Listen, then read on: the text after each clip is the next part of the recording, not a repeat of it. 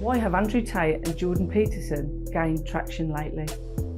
Instead of looking at those as individuals and what they're doing and what they're saying, we need, as a society, to take a long, hard look at ourselves, because we have failed our young men and boys if people like that have got traction. A lot of my work focuses on how we're going to solve these issues, because after all, we're all in this together. My name is Dr Sophie King-Hill, and I'm a social scientist at the University of Birmingham, and I've been looking at this issue for quite a long time. So firstly, we need to fully explore and recognise as a society why there has been this gap that has been created. The role of the woman over the last 50 years has changed. We have bodily autonomy now, we have access to safe abortion, we have access to contraception. We're a huge part of the labour market.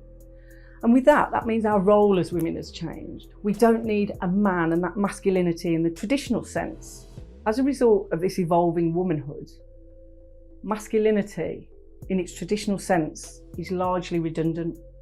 But instead of giving our focus on young men and boys to help them negotiate how masculinity has evolved, they've been left to it, and they're pretty much freewheeling. And then somebody like Tate and somebody like Jordan Peterson comes along and they fill that gap, they speak to them. There's been a lot of focus of late on the role of boys and young men and their position within society. There's been a lot of blame directed at them without unpicking the underlying issues that concern them. This makes them feel worthless. And then people like Peterson and Tate come along and they fill that gap. They tell them that they're worth something, but also dangerously, they tell them that this traditional perspective of masculinity should stay, instead of saying that it should evolve in line with femininity and the role of the woman. This impacts on young men and boys massively. There's a huge intersectionality with male mental health at the moment. There's high suicide rates in young men. There's issues with depression in young men. And this is because they're cocooned within this traditional sense of masculinity, which is reinforced by Peterson and Tate. Also, there's a rise consistently across society of misogyny, which is extreme hatred of women. And when we have this within a society, nobody wins.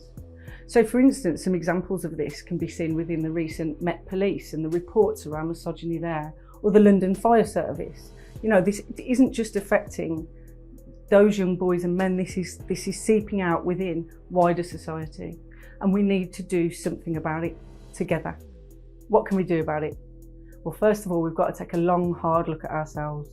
How do we perceive gender? How do we look at young men and boys? Do we look at them and just blame them for everything and think that they should just man up and just take care of themselves? Or do we look at the position they're in within society at the moment and think that we have to support them in negotiating masculinity as it should look in this day and age? The first step is to talk to them, to open the dialogue.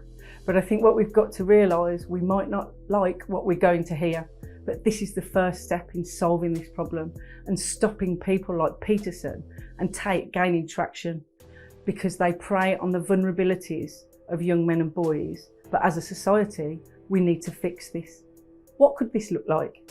Well, we could incorporate this into relationships and sex education at schools, although I'm not saying that schools should shoulder the burden of this, but that might be one step. Creating a safe space for young men and boys to explore these issues that concern them and to really look at how masculinity has evolved. We need to look at really positive role models that have negotiated masculinity in a really positive light. So a really good example of that is Marcus Rashford. You know, he's at the top of his game. He's young, he's conventionally attractive, he's in a male-dominated sport, he's assertive, but he's used his dominance for good and to help the vulnerable with compassion. We need to talk to young men and boys more about male mental health and how they can gain support.